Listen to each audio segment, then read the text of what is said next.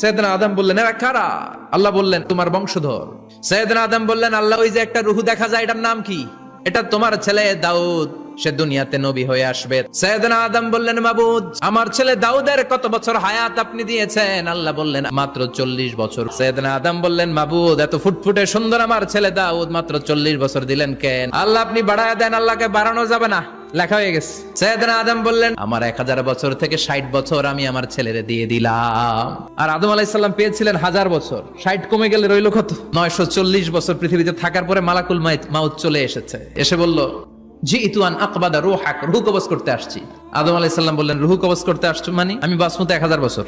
মালাকুল মাউত বললেন, না না, ওই যে আগের কথা স্মরণ করেন, আপনি 60 বছর দিয়া দিয়েছিলেন। কয়, না, আমি দেই নাই। মালাকুল মাউত বলে, আল্লাহ, ঘটনা দেখেন, দিয়া কয় দেই নাই। আল্লাহ কয়, থাক, কথা কইস না, আয়া পর। ভুলে গেছেন উনি। সেদিন থেকে আল কিতাব ওয়া শুহুদ, মানে লিখে রাখার সিস্টেম আর সাক্ষীর সিস্টেম চালু হয়েছে।